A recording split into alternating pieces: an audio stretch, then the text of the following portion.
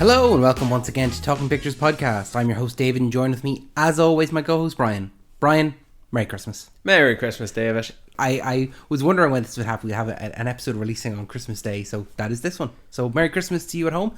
Merry Christmas to you, Brian. Was last year not a Wednesday on a Christmas? No, Christmas changes every year. Does it? Yeah. Have you not noticed that in your 27 years of having Christmas? That it's different every single year? My birthday's always on a Saturday. No, it's not. In my head it is. In your head it is. No, the episode last year, we had an episode released on the 27th of December. So what was that? That was a Wednesday. No, what was that episode? Oh, sorry. The episode was Rebel Moon Part 1, A Child of Fire. Oh, what were we doing to ourselves? Punishing ourselves. The fact that we did that, and as well as Part 2 as well. But we're not here to talk about those. We're here to talk about Sonic the Hedgehog 3. But before we get into that, I want to remind the people at home that if you're not already, make sure you're subscribed to us on your favourite podcasting app of choice. Make sure that you're following us on all of our social medias. They're down in the links below. We have new episodes every single Wednesday, as well as bonus episodes every other weekend. We had one released there just a weekend gone. I highly recommend it. It's probably one of our best ones. We did a pitch for Die Hard 6. Well, you did a pitch for Die Hard 6 and I listened, and I think it's one of our best. So if you haven't already, make sure to check that out. But before we even get into Sonic the Hedgehog 3, we've got a trailer of the week to talk about. David, do you have a trailer of the week you want to talk about? What trailer came out this week for a highly anticipated film release? Obviously, we're going to be talking about Superman. Is that what it's called? So, well, yeah. Isn't it? They just came up with the release date at the end of the trailer. Yeah. That's because they knew. They knew. You don't need to know what this is. Or you already know what it is, you know? Well, we're not gonna dumb it down for you. We're just gonna tell you when it's out. You know it's Superman. What do you think? What do you think? I should have recorded myself is what I think. Because I think as the minutes counted down to the end of the trailer, the grin on my face just kept on getting bigger. And then I felt myself catching a breath. Like I forgot to breathe, and so I gasped, but I still struggled to take in the air. You know, it was like I was inhaling, but it was half of an inhale because the euphoria of all the emotions, from joy to hope to wonder and awe, was just overwhelming. Needless to say, the score implemented the thoughts and emotion of the trailer. You don't know how the first prime introduction of the new DC universe is going to present itself, right? Because you know, with some minor exceptions, Superman is the start off. It's the match lighting the flame. For a lot of people, it is the beginning. Exactly. So how are you going to present this? And the only concern I've ever had was, and this is just a me thing, not at all an objective thing, but I've always felt like most of the actors are TV actors. Like you'd see them all in procedural dramas or episodic serial dramas, and I felt as though, I know they're getting the right actor for the right job, but I feel like, how is this not going to feel like, for lack of a better description and to not waffle time, CW? Yeah. And I remember watching the teaser that came out first, at 30 seconds something, and the cinematography, the depth of characters within the environments and the surrounding objects in the environment. So if they're in an office, you see where they are positioned, and then the table in the foreground and wherever's in the background. And it reminded me of how he shot Guardians of the Galaxy, all three of them. Everything felt proper, but how can I try and describe this? Everything looks like it's a material on set, but it does not decrease the quality. Think specifically all the clothes and costumes and the gadgets and the gizmos on all the Guardians of the Galaxies, the characters and all they wear. I feel like even Thor Love and Thunder did the same as well. No, not Love and Thunder, Ragnarok. So I felt there were similarities here with how he would composition characters, actually dead center in the frame, whether it be Superman busting out of the box or Superman lying in the snow, or him, Superman, again, it's all Superman, right? Having a wee kissy kiss with Lois Lane. I liked how the characters, like it's to me, in the simplest terms, because I'm waffling and you're just staring at me. What the fuck are you saying? No, I'm just listening. I'm saying it feels like it's 3D without wearing the glasses. Okay. Yeah. You've no idea what I'm. None of this is registering with you, is it? Yeah, it is. Is I it? mean, I'm listening. I'm You're taking listening. it in. I'm actively listening. Yeah. I'd have to point it out to you, but yeah, I didn't think it was going to be 2 minutes and something seconds long. With trailers like these, a lot of it will be focused on a singular scene, and then the rest would be multiple sequences, and obviously minimal dialogue, mostly music and score. How are you gonna have us as an audience feel some connection to a godlike character in that of Superman? Bust his ass down to the snow, have him wheezing and breathing and spitting out blood. That's quite relatable, isn't it?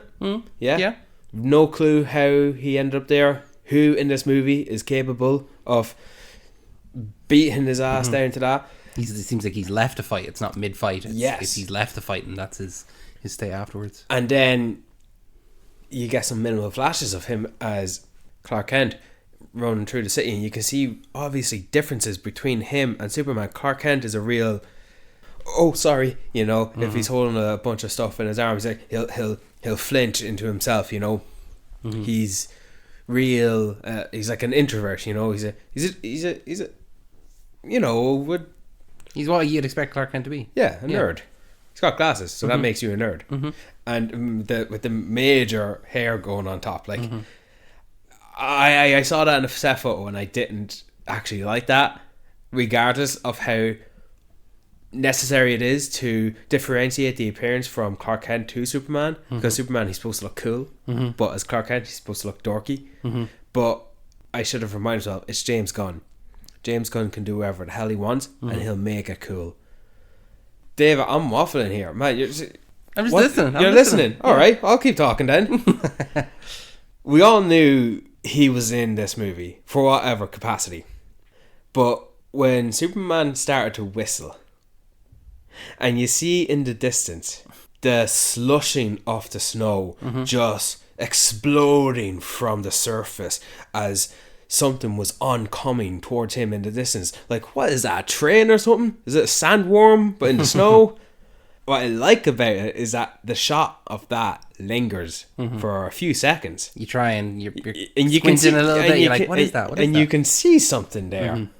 And if you're in the know, like me and you know who it is. And what a great surprise, Crypto. And he gives him his cape, home, take me home.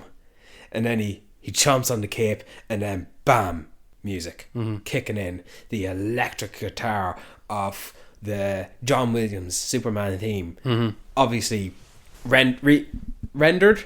Yeah, is that the word? Rendered, changed up, improved. It's reimagined. A different render of the song. Different rendition. That's rendition, David. Come on, keep up now. And then we got all the flashes, and then quick, a shot of Superman flying past LexCorp, and you see our first glimpse of Nicholas Hoult, probably the biggest star in this movie, and he's playing Lex Luthor, and you immediately see the hatred and the rage he has for Superman. You don't even know why he does. He's just a hater. He just hates. He's just a dick. He's just a dick. And then there's another few interesting shots, like him holding a revolver. Like, what sort of isolation weekly scheduled session is he getting himself involved in there? And then later on, he's a bit cut up and he's shedding a tear. There's going to be an interesting arc with him. And then I really like the quick flashes of Mr. Terrific, Hot Girl, Metamorpho, and Guy Gardner. I like how immediately the first shot you see of Guy Gardner is him using his ring, and he's got a real frustrated face Scowl on him, alright, yeah. Yeah, like he's not happy.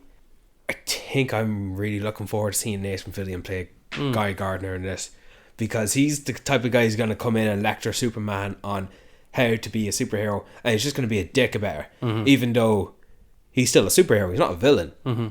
Well, yeah, and then I think you once said that finally, well, maybe not finally, but I do recall you saying how gorgeous Lois Lane is in this Superman, and I would suggest you check out The Marvelous Mrs. Maisel. Yeah. To get a sense of how great of an actress she is and how funny she can be, because that's where she comes from, in my opinion. Now she's here with this in Superman. Oh, come on, David, what do you think? I'll be honest with you, I was a little bit disappointed. All right, moving on. I set my expectations too high. So when I watched it, I just was, I don't know, I was a little bit like underwhelmed. I think I was really expecting. Also, right, okay, I was thinking to Man of Steel. I was nearly directly comparing it to Man of Steel, and I think cinematography wise, Man of Steel is very cinematic compared to what this teaser is. So when I'm looking at it, I was kind of like, it just doesn't look how I expected it to look, or I expected it to be more cinematic, you know? Well, you see, I would agree with you to a certain extent. The cinematography, as I previously mentioned, that you left me waffling on, similar to how James Gunn did Guardians of the Galaxy. In fact, also as well as the Suicide Squad. I feel like the costumes on these characters, you can just pull off as if they're action figures. You know, it feels like there's space and room and movement and flexibility in their costumes. Whereas the costumes in Man of Steel, they're either very mechanical or skin tight, but thick layered skin tight. You know, like if I had the Man of Steel costume in front of me and someone was wearing it and I tried to jab a knife into it, it'd be like super strong, hard to pierce, you know. Whereas I feel like I could, you know, stab a knife in David Cornsweat Superman and it would like rip. You know, I suppose that's a thing. It can be battle damage, like it is. Yeah, like creases. There's like creases on David Cornsweat's Superman suit, whereas there would not be in Man of Steel. You know, I think a major factor as well was probably the lack of dialogue. Oh, come on! No, I'm just giving you my honest opinion. I think that there were so many shots of things like with Nicholas Hoult. See that shot of him where Superman is in the background and he's there and he has this look of like, oh, I hate him on his face. It's too quick. It's just too quick, and I just wanted to see more. I think that some of the shots, it was nearly like they wanted to show so much of like, oh, here's this world, as opposed to here are some of the characters and here's what they are. But I think after watching it a second time, I liked it a lot more. I think that my first initial viewing of it was not like yours, where it was a huge grin on my face. It was like I was smiling, but it was just a little bit tempered. I was like, okay, I need to get out of my own head here. I need to, because it is my most anticipated movie of next year. So I want it to be great. So I need to kind of temper my expectations as well, you know. But everything that you said, watching it a second time, was fantastic. I did really enjoy it the second time around. And what I want to see is, just the next trailer be a bit more dialogue. Obviously more than the zero that we got, pretty much. I want to see dialogue between these characters and how they interact with one another. It's 7 months away, and it's just the first trailer. And for a teaser, 2 minutes and something long. Like, this trailer release now is supposed to inspire a feeling of what to expect. And it gets that. Like, I just think that it was, you know, those scenes of him saving the little girl and the little boy as well, and like the war zone, those are great scenes, and I'm really glad they're included, that we're seeing this more grounded, down to earth, as in superhero. We're seeing boots on the ground type of situations. I think it was interesting to have his Superman, like your first shot of Superman in this trailer, be him bloodied. Yes. And not in the, you know, all-American, here we go kind of way. You know, he's bloodied. I'm like, that's really an interesting way to the first point of introducing your hero. Yes. So I just think that it was interesting. But we can't spend all day talking about this, because we're not here to talk about the Superman trailer. Are you sure? Yeah, unfortunately. We're here to talk about... Well, we've been talking about this for 15 minutes. That's longer than we ever spend on Trailer of the Week. We can talk about it more in the most anticipated. At this point, I'll make sure it's not 15 minutes. We're here today to talk about Sonic the Hedgehog 3, which is obviously the third film in this trilogy. Yes, because you said 3. I said 3, yes. Well, it's, you know, even though it is a trilogy, don't forget we also have the Knuckles series that came out earlier this year. No, we didn't. Yeah, we did. No, we didn't. You can deny it all you want. It exists, and we can watch it. So you loved it, did you? I didn't say I loved it. I just said you can't deny it exists. We didn't get a Knuckles thing. So, Sonic, do you remember when that first trailer came out? Not for Sonic the Hedgehog 3, but for Sonic the Hedgehog. Ugly Sonic. Ugly Sonic, yeah. Yeah, I do remember that. I remember, even if... How can I describe this? Everyone was revolted by it. Mm-hmm. And I think some more creative minds in the media world climbed the ladder to creatively bash how revolting it was. You know, whether they make thumbnails or they would give their thoughts on it, or how awful it was, or then how everyone would react to how bad it was. And then follow up on top of that when they delayed it for a year. No, 6 months. 6 months? Well, yeah, well, it went into the following year though, didn't it? It was originally slated, I think, for an September-October release in 2019, and then it didn't release until February of 2020. Even then, people were following up on like, that was the talk, right? Everyone would have been excited for a Sonic movie, but how can you do it, right? You know, it's never been done before, especially not in live action.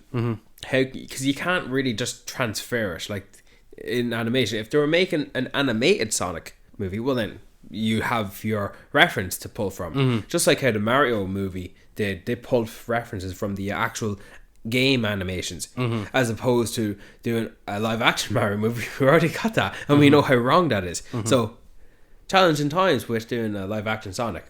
And when they released the images and released their next trailer, while also putting in that specific scene where he goes meow, and then him and fucking Cyclops starts to scream, that's okay. It's better. I think it was probably one of the smartest decisions of a studio, that they genuinely.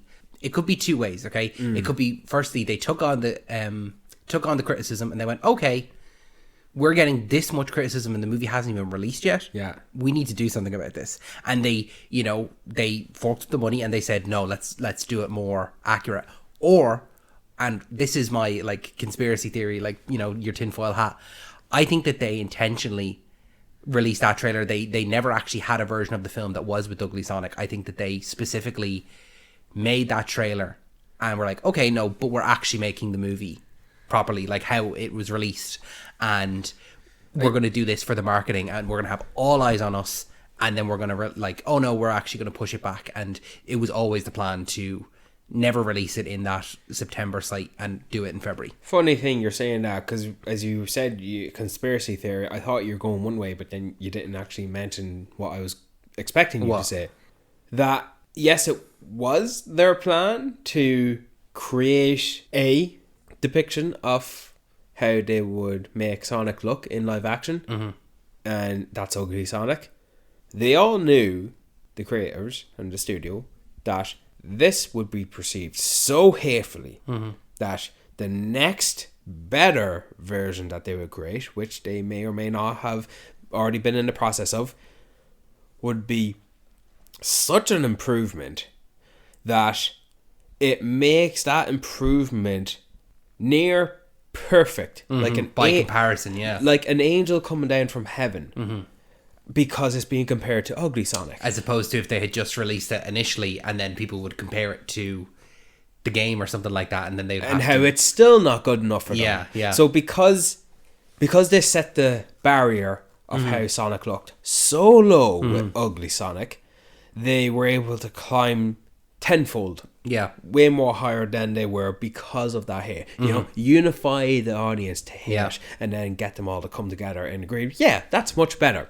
And it is. Of course it is better. But, you know, Dave, at the end of the day, they only changed how he looked. They didn't really change the movies.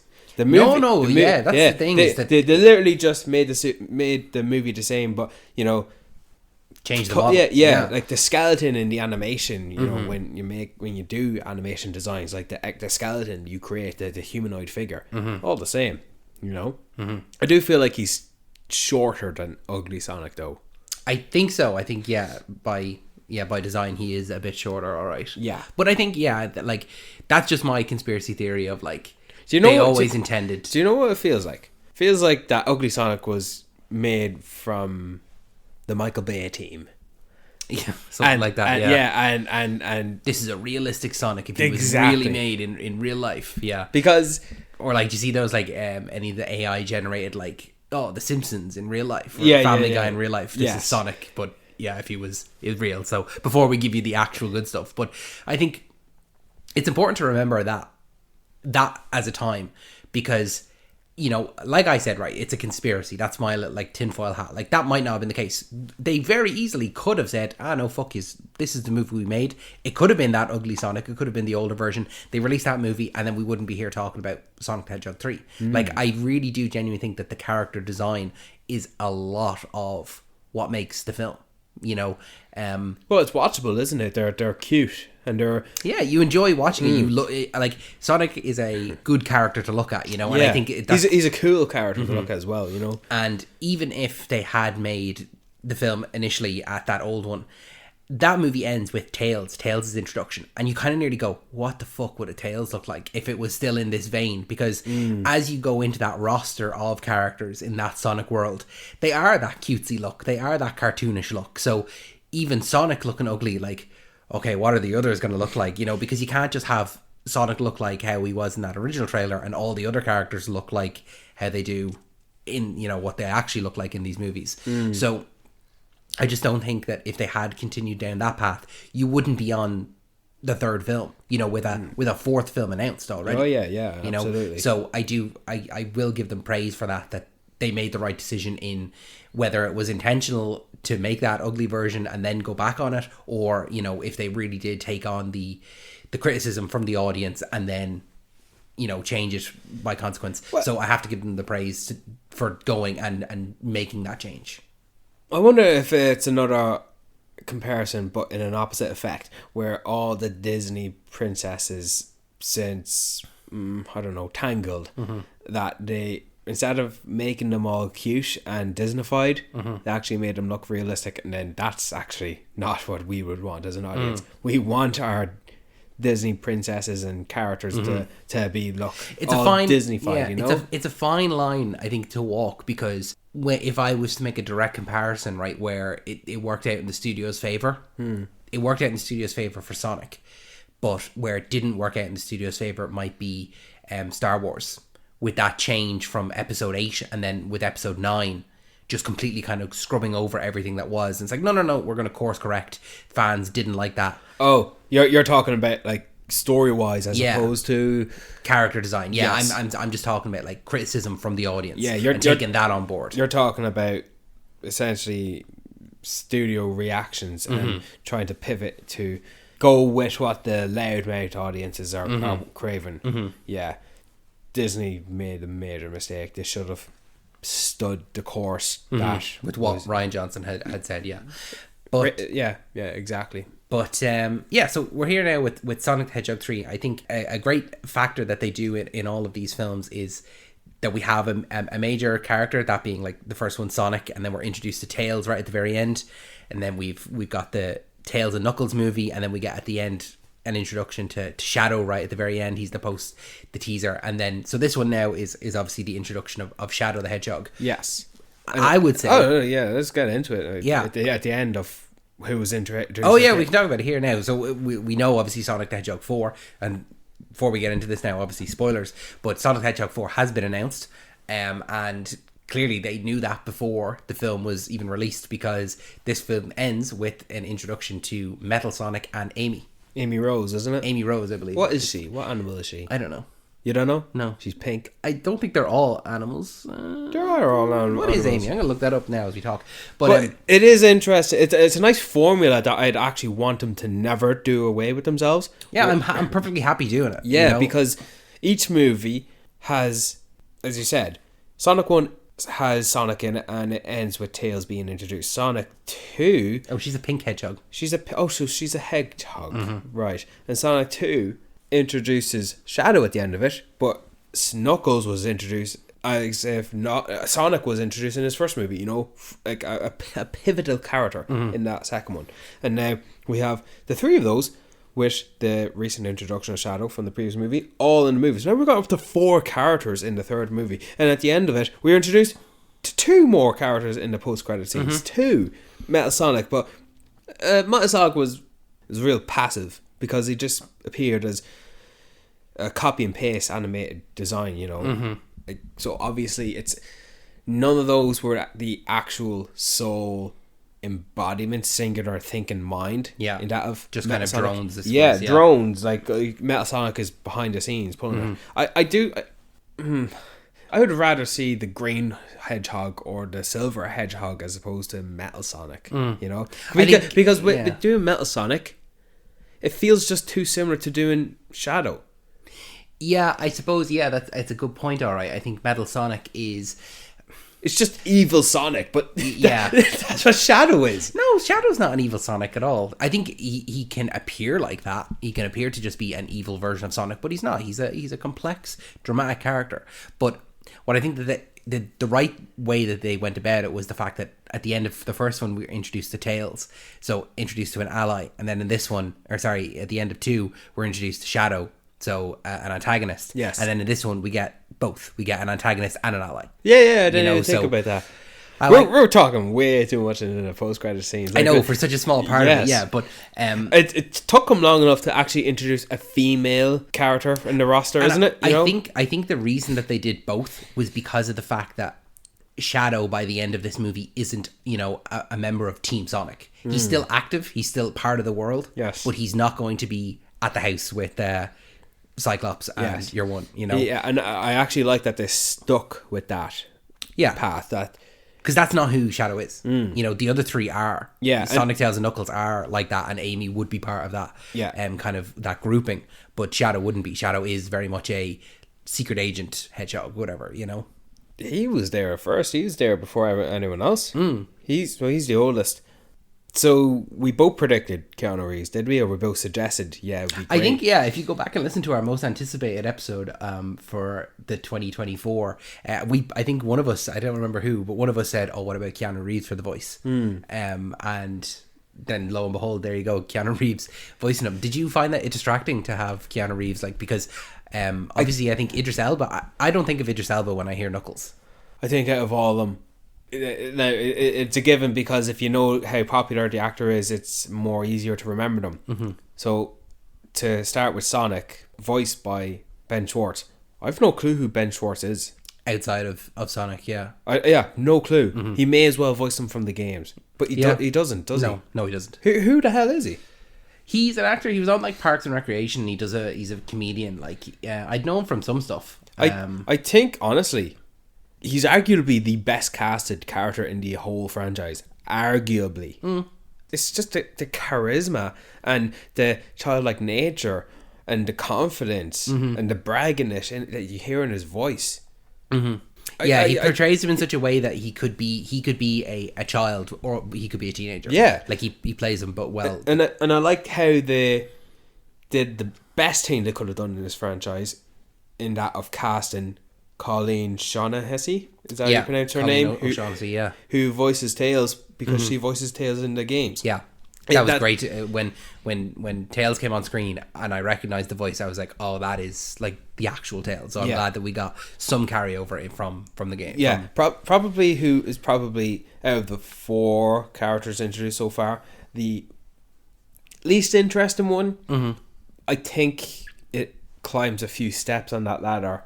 I think Tails is always the least interesting of all of them anyway. But it's very interesting that it's still the same voice actor, do you know? Like when you're going to list the qualities and interests in each character they introduced, I think a standout one is that it's the original voice actor.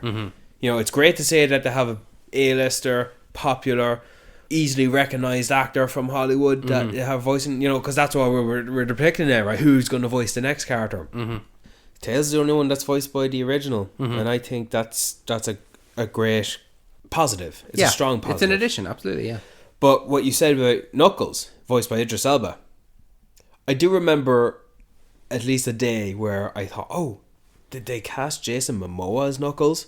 And I thought that would have been great. And then they went in literally the opposite end of that string and casted Idris Elba.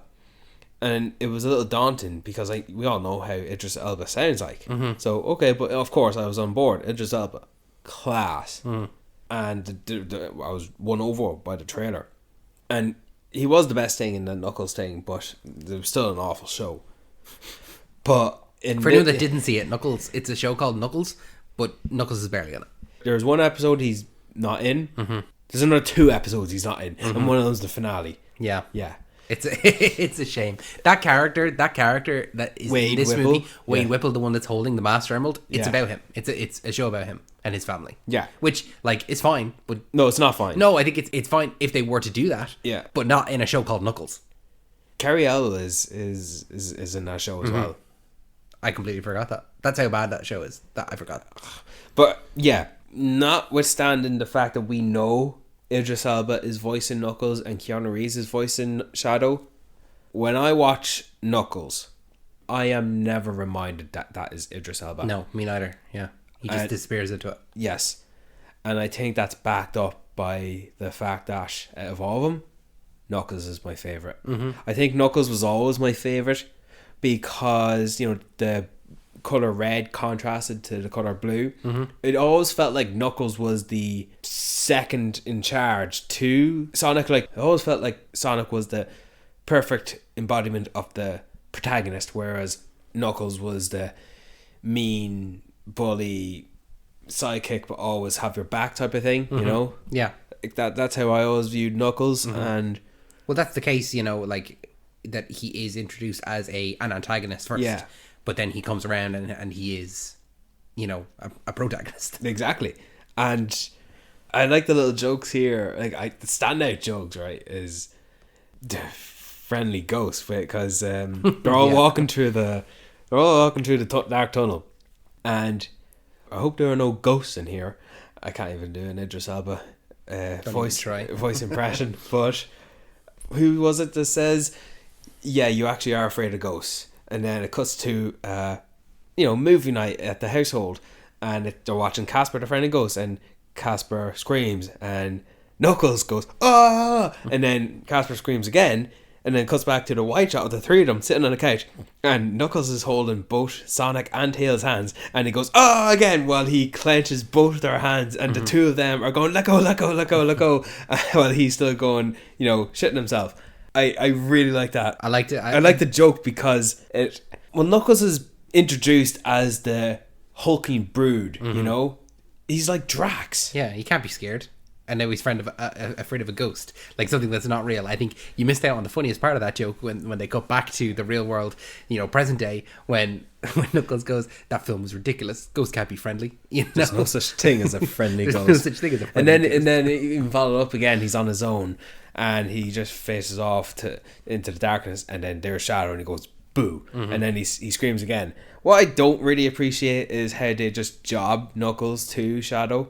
Now, power-wise, yes, of course, you got to introduce the next big bad, because Knuckles was the big bad in the second one. You always have to have someone be a big bad, and then as soon as they join your team, they're completely de-leveled. Like, exactly. They're no longer as powerful as they were. Yeah, so as soon as Shadow is introduced, even though Knuckles is eager to fight, like, how great of a fight would that have looked like?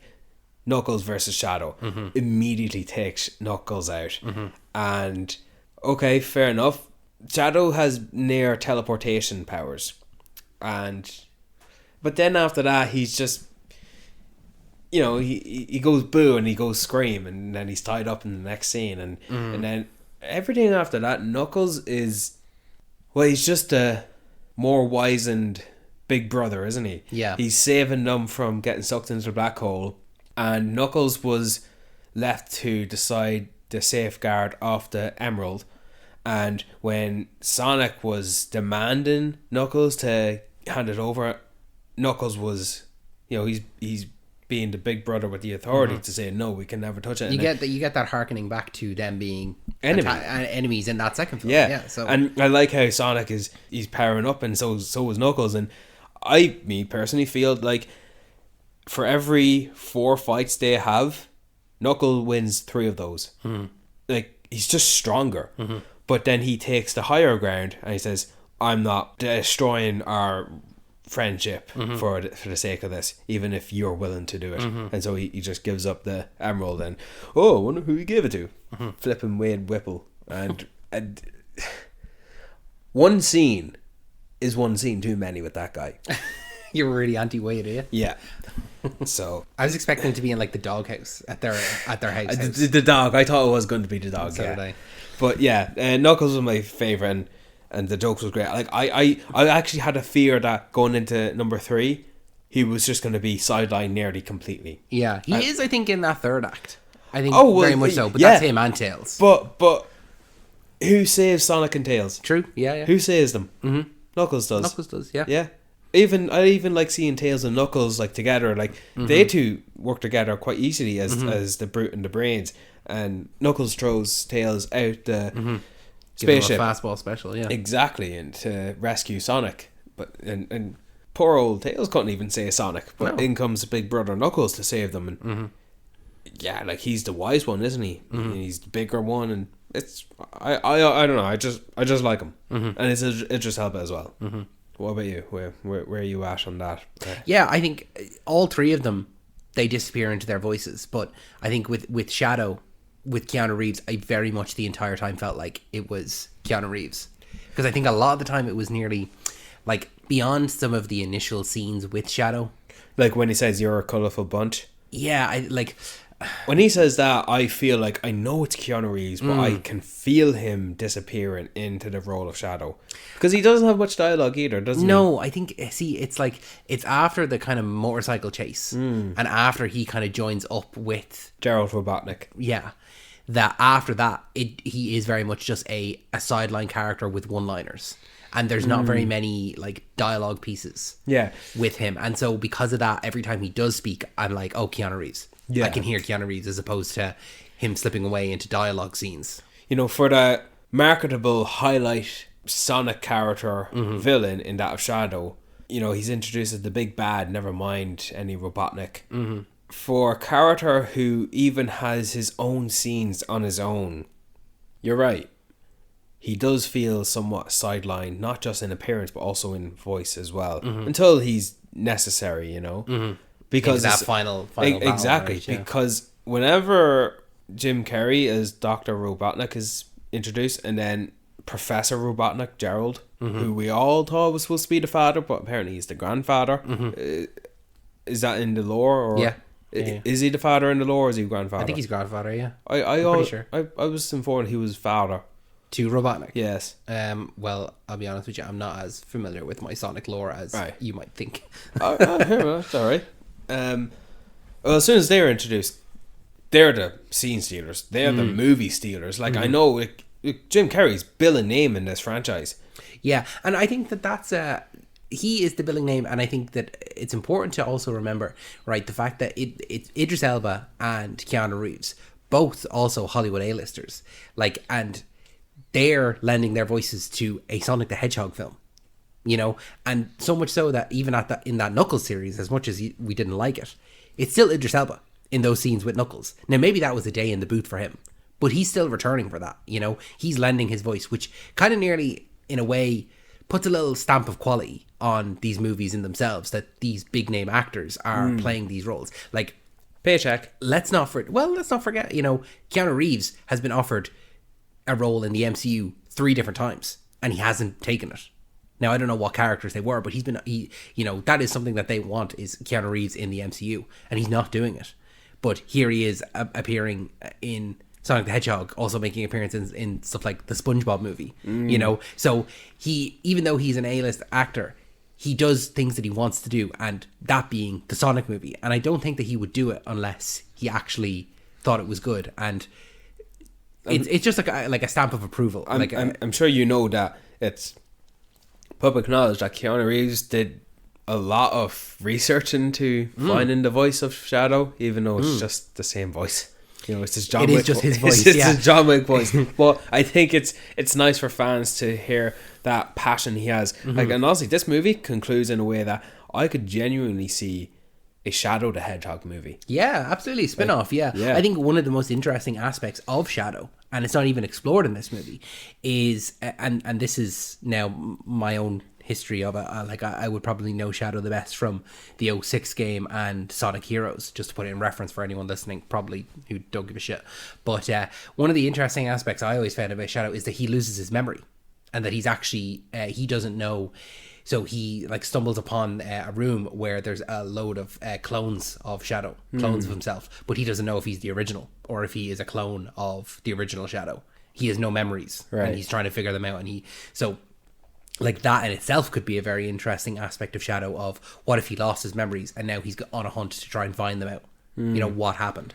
Yeah, no, they've got a bit of a blank slate in what they want to do, because the post-credit scene reveals that he's alive. And honestly, rather than doing a Sonic the Hedgehog 4, I feel like the next movie they would or should do is Shadow the Hedgehog movie. Like, I could see them trying to do a Shadow series. I'd actually rather them do a movie instead. So would I, but I could see them trying to do a Shadow series. No, I could see it like literally just after the Knuckles fiasco. No, I could see him being an agent of Gun, and it being a what's her name? Kristen Ritter. Kristen Ritter. Yeah. Her as kind of the main human billing name. No. Introduce the Batgirl. Oh, Rouge. Yeah. Yeah. Introduce another female and put it in the Shadow movie, and then you're 2 for 2. Do what you want there. You want to bring someone else. That's what I think. Generate a story there. Who's another undiluted character from the Sonic world who could crash as a meteor and is on the hunt for Shadow? I don't know. Probably Omega. Well, there you go. Omegas, you know, so there you go. Just write whatever you want and make it a Shadow movie. He's just on the run. He reluctant hero. All that type of stuff. You know. Yeah. I am personally interested in seeing more Shadow, even though we've just gotten everything so minimal with him here. And the topic of talking about characters, before we get to Jim Carrey, what are your thoughts on James Marsden and the actress who plays his wife? Yes, James Marsden and Tika Sumpter. Yeah, so I actually, right, and I'll be honest with you, I did think this halfway through the movie. Or no, it wasn't halfway through the movie. It was in that opening scene where where they say goodbye. Where they say goodbye, yeah, pretty much. And I think maybe it actually was when we came back to them. And I thought, I'm glad they're still around.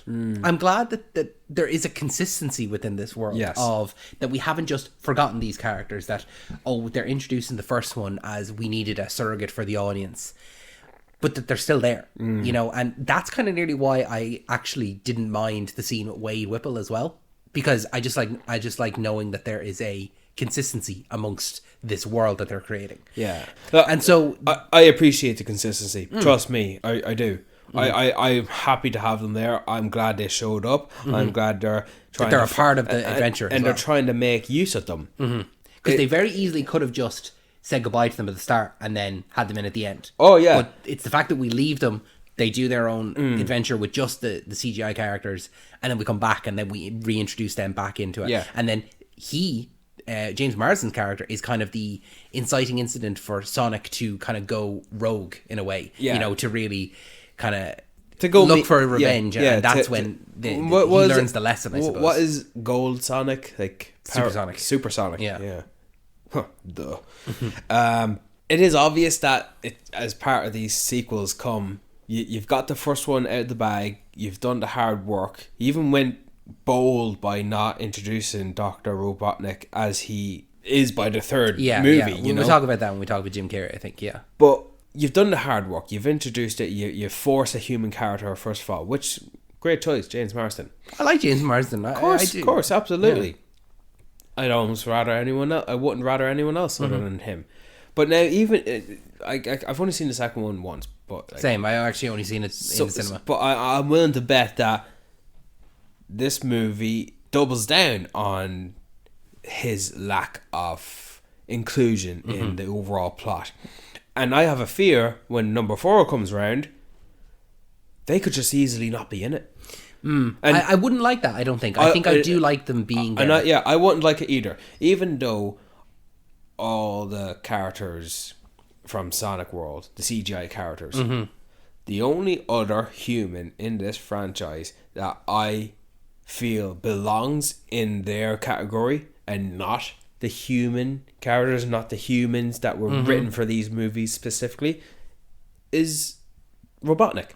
And that's why when you feel like you think of Sonic, Knuckles and Tails and Shadow, you take Robotnik. Mm-hmm. You're not going to think of James Marsden and they feel like real people, whereas Exactly. Robotnik very much could. If all of a sudden, you know, in Sonic the Hedgehog 4, they're all transported to Sonic's original world. Robotnik has to be part of that. Robotnik will be part of it, and that makes sense, and he can fit in that world. But then again, I would also like to see James Marsden to continue to be included in their adventures, because if he's not, well then he's just going to be reduced again. Yeah. Even more so in the fourth one. I think what's interesting about his character and Tika Sumpter's character as well, you know, when you're watching a MonsterVerse movie, like maybe Godzilla or something like that, a lot of the time you're thinking, I just want to see the monsters again. Can I get away from these human characters? Whereas I think that they really do split the time well between the CGI characters here and the human characters, where you never feel like when you're with the human characters, you're like, all right, I just want to get back to Sonic or anything like that. They interact with them well and they use them well. They're never constrained by the budget to, okay, now we just have to spend time with the humans, which maybe they were with the Knuckles series. You know? Same thing with Transformers movies as well. Yeah, sometimes you just want to be with the CGI characters, and I think that they balance that really well in these three movies, that I'm happy no matter who I'm with. Yeah. I'm never really like, okay, come on, I just want to go back to so-and-so. Remember, the first Sonic was with Sonic and James Marsden. Yeah, it's a road trip. It's them two. Mm-hmm. And then when you're just introducing more of these characters, James Marsden and all the other humans are just going to be in it less and less. Mm-hmm. And when it's just going to be forcing hard to digest subplots with all these characters. Like, remember the second one with Bridezilla, like your one sister. Like, yeah, I'll be honest, completely forgot about her. And then when they were in this film, when they did like their cloaking device and they changed into those two characters, I was like, I have no idea who these people are. Like, the actors are back on set. Yeah. Only the fact that they said that it was her sister, I was like, all right, okay, that fair enough. But did not, and that's my own fault, because I did not watch the other two movies in anticipation for this third movie. And I've only seen it the once when it came out in cinemas there like 2 years ago. That scene with them, I didn't like. It was whatever. It's fine. No, it was cringe for me. In fact, that is cringe here, whereas the Tails and Sonic dance in the little shack with all the hardcore bikers and stuff. Yeah, like that was cringe as well. Mm-hmm. So I know these are for kids, but you know, I'm an adult, like, and there are adult jokes in here as well. But you know, it's funny to think that the scene that I'm like, wagging my finger for the time, let's go, let's get motoring, is from the humans. It's from the real people, so to say, you know. But yeah, is there anything else on your mind before we talk about the movie stealer or the franchise stealer? No, I'm happy to move on to the star of the show, really, the main build actor here, Jim Carrey. I think that Jim Carrey is an interesting man who retired from acting after Sonic the Hedgehog 2, and then announced that he was unretiring from acting to come and play Robotnik again in Sonic the Hedgehog 3. I think that probably in comparison to what we were saying earlier about Sonic, that he starts off as his video game version, you know, with Ugly Sonic, and we were talking about that obviously at the start. The way that Robotnik starts off is very much not Robotnik. But over the course of these films, with every single film, I know there's only 3 so far, but with every film, he gets further and further into that cartoonish style and that way of, you know, he's nearly driven mad by Sonic and his friends, and he is losing himself, and he's becoming Eggman, you know, as opposed to Robotnik, which I love. I just love that transition, or that evolution into the character, you know. And it's not something that when he first appeared in that first movie that I'm like, oh, he's not fat, he doesn't have the big mustache or anything, and he's got hair, and he's a normal guy in this world before there was a supersonic hedgehog. Yeah, you know, he's a normal guy who, of everyone in the room, he is heightened slightly as cartoonish. He is cartoonish, yeah. But over the course of these films, he slowly devolves into that madness, and he is becoming, like I said, the Eggman as opposed to the Robotnik. And I actually really like it. I'll be honest with you. I think that it's such a smart way to evolve the character, so that it doesn't feel like, you know how sometimes you watch a movie, maybe a prequel or something like that, and by the end of it, the characters have to be set up in a way that they are ready for what was the original movie. Mufasa, or man, when he gets that scar, man, telling you. Yeah, or Han Solo, like in that Solo film, it feels like he has to be set up to be Han Solo. He got everything except his scar. Yeah. So the way that they're setting up Eggman, it doesn't feel like, oh, we're leading. He has to be the fully realized version by the end of a certain movie. Like if he had been like that by the end of the first movie, you'd be like, okay, this was a bit quick. But the fact that they're slowly evolving him over the course of these movies, I'm like, okay, yeah, every single movie he's becoming more and more and more like the cartoon version. Yeah. Which is absolutely fine. They're walking the dog. They're not letting him run off on the leash. Because, like, realistically, like we said there's the fourth movie that's been announced. I could see there being 6 of these. I could see there being 7 of these. Like, there's no... Oh, I think they're ready for a new trilogy. Yeah, I think two trilogies is like pretty good, you know. And I think fast as well. When you think about this is the third movie and it's 2024. The fourth movie's coming out in 2026. The first movie came out in 2020. Like 4 movies in 6 years. That's pretty good. I think it's 2027. Oh, I think you're right. I think it's coming out spring of 2027, which is pretty good. 7 years, 4 movies. Not bad. That is really good. That's, you know, you would get less than 5 seasons of Stranger Things in that time. You know, it's pretty good. How many Blade movies did we get with Mahershala Ali? It's probably 0. And probably, by the time we're doing Sonic 4, probably still 0. So, everyone was thinking and pondering and guessing who's going to voice Shadow. But there wasn't a large majority of fans hoping or begging or guessing, will Jim Carrey return? The second one ends with him appearing to die, but his little sidekick, Agent Stone, steps in and he's disguised in the gun uniform. So, okay, so maybe Agent Stone helped him escape. But I think I watched that movie knowing Jim Carrey announced his retirement. So I felt like, okay, I guess that's one way to continue a villain into this franchise with Agent Stone there. Who, by the way, what an arc throughout these 3 movies. I actually like Stone, I'll be honest with you. Well, this movie highlighted his worthiness. I remember him from the first one. You know, he goes to the general, the doctor thinks you're slow. He's speaking for him and he gives him the coffee. He's interrupting him in Robotnik doing his dance because he's got his hair when he gives him electricity. And then in the second one, Wade Whipple goes to check out Stone to see if he's a suspect in something, and he's just making coffee and he's a barista, and Wade leaves and he presses a button and there's like an entire lab behind his thing, and they're keeping that actor around to play this character who probably isn't even in the games, and Don't think so. He's very much on the periphery of the cartoonishness. and he's being kept around ever since. And look at his introduction here. Motorbike, mysterious character, taking out all these drones and then chasing away. It's not Robotnik. It's not obviously Shadow. It's Stone, and he lifts up his helmet, and I bet half the people who are just as much as fans as you and me are going, who's that? Who's that? Yeah. Exactly. But we know. Yeah. What a character. That guy, I think that guy's great. He's enough screen time in this movie. Seriously. I know his name. Agent Stone. What you're saying there about like how Jim Carrey might not have come back for this. Yes. I think I would have also been fine with that. I know obviously he did come back, but had they have, like, if he had just stayed with his retirement and it's like, okay, we're shifting away from Eggman now, I would have been fine with that too. But that being said, glad to have him back. There's something very completion about this, isn't it? It's wholesome, and there's a completion to this, because not only is it a trilogy, you get into what can you do next to up the ante. We already had his Robotnik robot, you know, the giant robot. He has gained weight. He's got a big flabby belly. You know, he's pulling a Ben Stiller from Dodgeball, and his hair's gone. His mustache is even bigger, and he's back with the jokes again. And of course, well, what do you do next? Well, you got to make him join up with Team Sonic to an extent. Well, yeah, for only a very small portion, very very small. But you up the ante by making 2 of them, and they didn't go out and get the likes of, I don't know, Robert De Niro or Josh Brolin's father to play Robotnik. Get Jim Carrey to do it.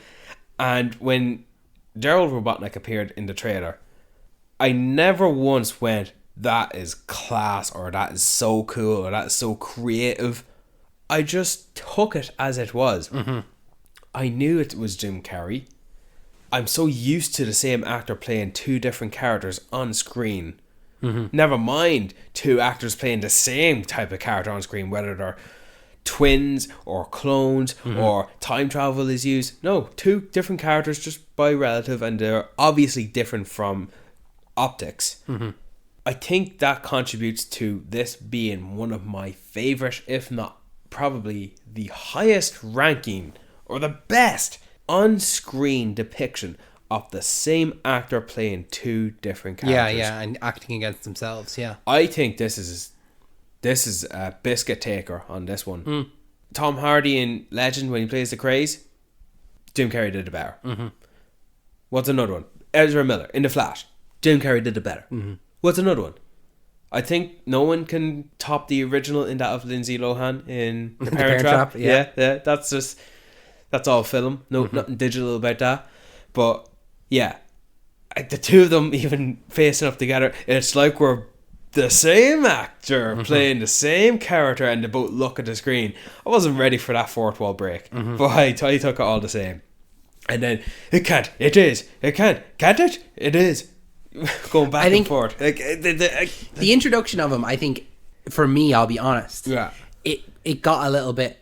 You see the way you were talking about earlier, like, okay, come on, move on a little bit. Yeah. That's how it was for me with those two characters interacting sometimes. Really? I thought that, there was a few times where I just thought, it's just a little bit too childish. Now, don't get me wrong. I know that this is a kid's movie. This is a movie for kids. For context, we saw this in a packed out cinema on Saturday. On the first day it was released. It was the second showing of it. It was probably one of the fullest cinemas I've been in since Avengers Endgame, and it was full of kids. You know, the kids were loving it. Yeah. But there were certain scenes where I was just a bit like, I was just like, okay, come on. I was like, just move on a little bit. Like, just like, especially the laser dance scene when they're breaking into the vault, where they play that song. Yeah. I've been saving this. Yeah, it was just a little bit too long, where I'm like, okay, I know this is a kid's movie. Yeah. But like, just come on. Like, I know what you're doing, and I get it. It's funny, maybe for 30 seconds, but not the full 2 to 3 minutes of just a dance sequence. Never has any of these movies done something that ridiculous. It's one of the best things I've ever seen in this franchise. Really? And it is the funniest thing ever. Oh no, we're on different ends. I was actually watching this scene on YouTube earlier today. Were you actually? I thought it was so funny. We're on different ends of the spectrum. I fantasize me watching this with my I don't know. You know what I imaginized? I was a kid watching this, but all my big brother's friends and my older brother or my older cousins are all watching the scene as well, and they're all laughing their heads off, and they're all gasping for breath, and they're just dropping what's in their hand. I thought it was so funny, and I remember that music as well from my childhood. It just always being played by teenagers, and they're mimicking the lyric, "My finger is on the button," and he pushed the button. We're so on different ends here, man. What did they pull? The grease or airplane, where he's holding them like ballet. It's just so fucking funny. I just like to say for context, this is not this funny. I'm at a loss for words. The dance to do. This is the funniest thing I think this franchise has done. You need to get yourself checked. I'm holding I need to go for a piss. Oh God. Yeah. You okay? I don't think it was as funny when I watched it at first, but I was smiling nonetheless. And then I was thinking about it today. Yeah, it's hilarious. I just loved it. It's so ridiculous. And I thought I could have found myself, come on, let's go, hurry up. Well, no, not this. Not this. Well, I'm glad you liked it. I'm glad you were laughing with the kids. Yeah. Do you know I like just the imagery of it all. Do you know when Sonic wakes up and he's chained with Tails and Knuckles, and he wakes up and he sees, oh no, now there's two of them, I like the shot of the two of them walking in sync, marching in sync, and they're doing the same. You're walking and your arm goes to the left up, and so is the other guy, and it feels like a formation. Yeah, like yeah. I don't know why it feels perfect. It feels introductory. Yeah. You know, like I like the two of them, like the coordination they have in walking together. Like I think it's the fact that it's coordination, but it's the same person. Yeah. That it's not two people that have it's like walked that, there. It's like one's older, one's more weight on them, but they're both the same height. And their marches in sync. I just like that. It's in the trailer as well. I was like, I like that shot. It's a very quick shot as well. It's like, yeah, you know it. Yeah, I'm not gonna describe it.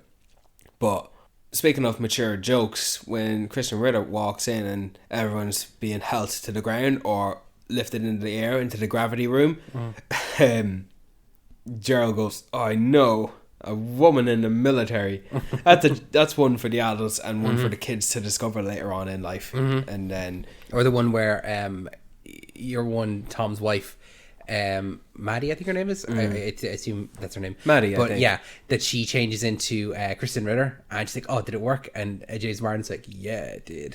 And then she punches him in the stomach. I'm like, okay, that's pretty funny, you know. Like, she's a gorgeous woman. They're both gorgeous women. Yeah. But like, you know, he's like, "Yeah, it did." But you know, like, yeah, I've already said my piece about what I thought was cringy. You know, when they're trying to get access into the gun building, and just because she's being all sassy and like, "Oh no, no," you know that. Yeah, there are levels of it that are cringy. I think we're both going to find different things cringy, but like at the end of the day, it is a kids' movie, and the packed theater that we were in, the kids loved it. Yeah, you know, they were laughing. They like I'll never forget. In the same way that I'll never forget my experience watching Avengers. Okay, these kids going in, and I swear to God, okay, it's no more than 5 minutes in the film when they're all when you know, we're introduced to the gun, the prison island, you know, and the camera goes in and comes down, and it's Shadow in the tank, and I'd say probably 75% of the kids in the audience go, "Shadow!" Like, all of them is like, "Oh, I recognize him, it's Shadow," you know, and they all know who it is, and they all call it out, and it's like, yeah, come on, we're here to see Sonic the Hedgehog 3, kids, you know. But it's like the kid behind us as well. Anytime they change location, like they were in London, and it came up, you know, London, and he was like, "London," you know. It was very much, we were in a kid's audience, and the kids loved it. And I think that's the thing, is that, you know, for us being, you know, mid-20s, talking about a kid's film, speak for yourself, David. You're also mid-20s, I'm late 20s, but you know, it's a fun time. And if my nephew was like, "Oh, do you want to go see this?" I'd be like, "Yeah, let's go see it. I'll go watch it again." You know, I'm happy to see it again, and I'm glad that there are things there for the adults, and also like the things for the kids. I can also enjoy that. It's not like there's just things for adults and things for kids. It's things just for people to enjoy. Yeah, you know, and that's, I think, and Jim Carrey is definitely one of those aspects. You know, he gives a great performance as both Ivo and Gerald, as both of the Robotniks, you know. I don't think I have many more things to say on the film. Well, I wanted to ask you about your thoughts on the Maria flashback, and I thought that was good. And how they depicted that, how they concealed the identity that it was Gerald Robotnik, that was her grandfather. You know, you feel the emotion and the connection, kinda, with Shadow and Maria, because Shadow had barely any dialogue with her. Like, he's doing cool things with her. He's like stitched to her being Lilo.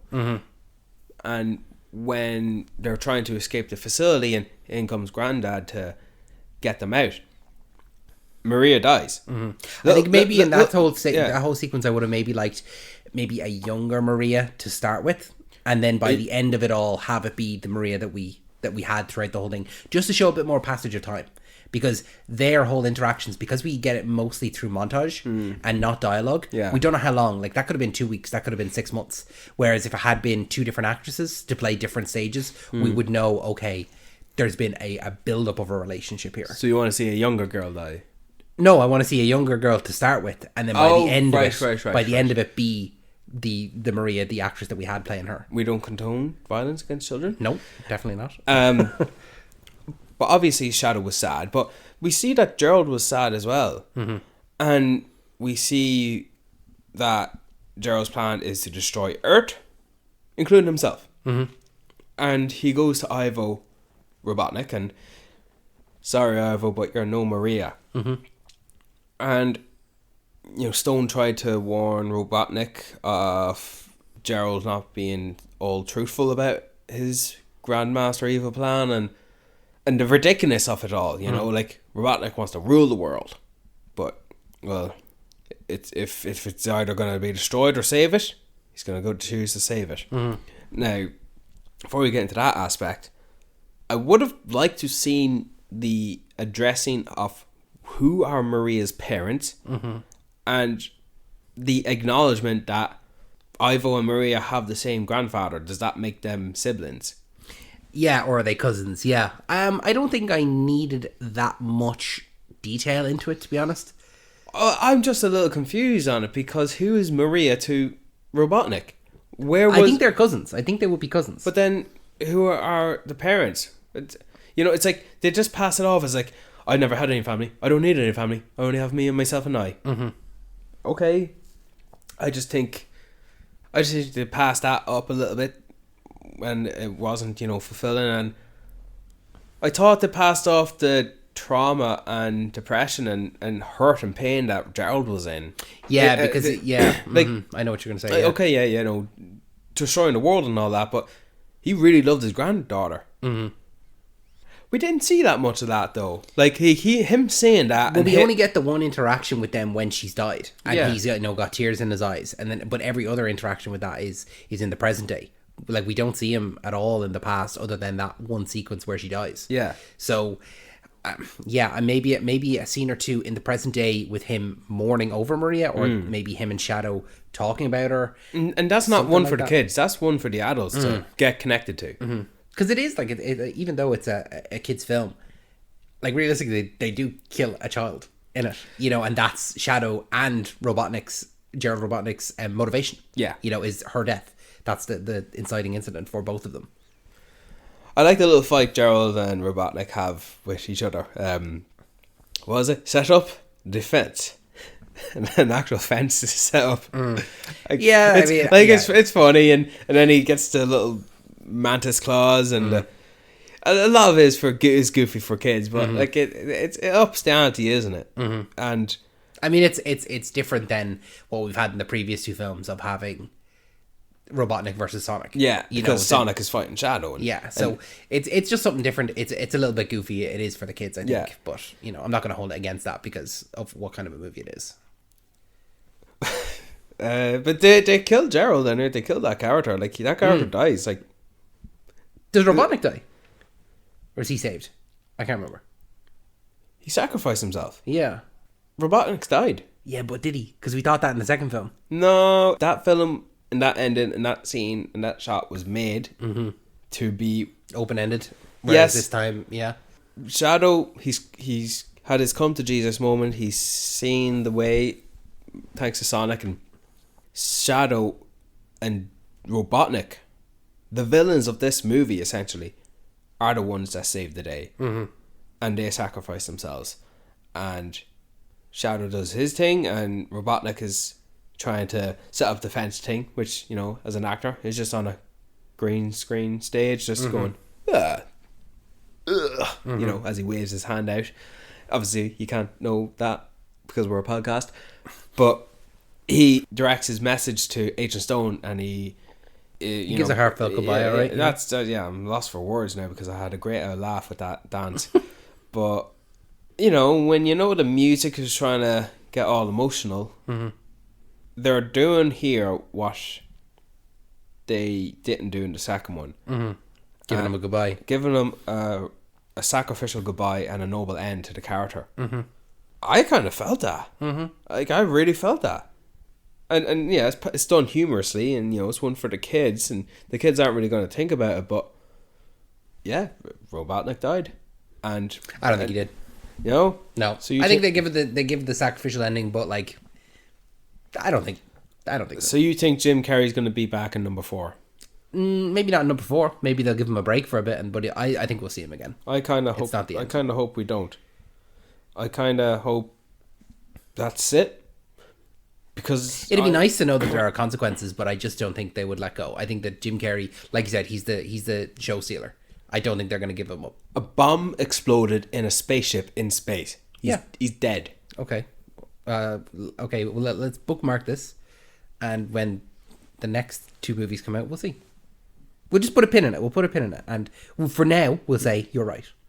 But we'll leave it open to the fact that maybe at some point down the line, I will be right. Who's your favourite out of the lot, out of all the CGI characters? I think it's a cool thing to say, Shadow. Mm-hmm. But, like, realistically, I think it's Sonic. I just do like Sonic as a character, you know? And maybe that makes me boring. But I think saying Shadow is like, oh, I'm edgy, I'm cool. And, like, Shadow is a cool character. And he's a really cool character in this. His teleporting, his running, his being on the motorcycle, him, like, you know, with the gun as well. Apparently the gun is a thing for him. Yeah, he had a video game where he had a gun. And like doing the Akira slide and stuff like that. Like, it was cool. He's a cool character. But I think my favorite character just is Sonic. I just like Sonic. Knuckles all the way. Yeah, man. And that fits, I think, your personality. That's good pick. Who do you think is going to voice Amy Rose? We talked about this a little bit in the actual cinema. I don't know. I think and I hope that it would be someone that would, like Ben Schwartz and like Idris Elba and like Colleen O'Shaughnessy, that they slip away into the role. And this is very influenced by Arcane, but maybe Ella Purnell, maybe Haley Steinfeld. Like, I think that both of those actresses gave phenomenal performances in those roles in Arcane. Yeah. But never at any point did I think, oh, that's Ella Purnell, oh, that's Haley Steinfeld. I just hope that whoever it is disappears and it's just Amy, you know? How does she sound in the games? I don't know. Like, I wouldn't know how I'd describe any of the characters sounding. All right. She sounds like Amy. I don't know, then Zendaya or Florence Pugh? I could see Zendaya, no. Zendaya, I'd take her out of it entirely. Okay. Florence Pugh, though, yes. That's a good pick. With a British accent? I don't think she has a British accent, but yeah, I think you're on the right track there. Yeah. Of, like, she would lend her voice to it, yeah. Okay, maybe cool. Put a pin in that. Maybe you've picked it before it comes out, like how we predicted with Shadow. Jenna Ortega? Jenna Ortega, I'd say you're close to her, Florence Pugh. We'll settle on that. I'm saying this like as if I'm the one that's choosing it. But how does Metal Sonic talk? Yeah, he's got like a robotic voice. Oh, sure. I guess that's just going to be Ben Schwartz then, but maybe robotic. Like, have you got any recommendations before we let these people go? It's Christmas Day. If you're listening to this on Christmas Day, you're crazy. But if you are, I mean, thank you very much. But my recommendation, Brian, before I'm going to do yours, I'm going to say, watch a Christmas movie. You know, there's so many on TV. I'm going to, and you know what? Sometimes a great movie, it doesn't even have to be a Christmas movie. Sometimes there are great Christmas movies that don't have anything to do with Christmas. I'm going to recommend 3. I'm going to do Something Like It Hot. I'm going to do Singing in the Rain. And I'm going to do Charlie and the Chocolate Factory, the original one. Oh. None of those are about Christmas at all, but for some reason they're always on at Christmas. Nice. You? I am going to recommend Creature Commandos. Yeah, good choice. Good choice. Have you been keeping up to date? I have been. I don't know if I'll probably watch tomorrow's episode because it'll be St. Stephen's Day and I'll be busy. But I'm up to date on it too. It's good. I'm enjoying it.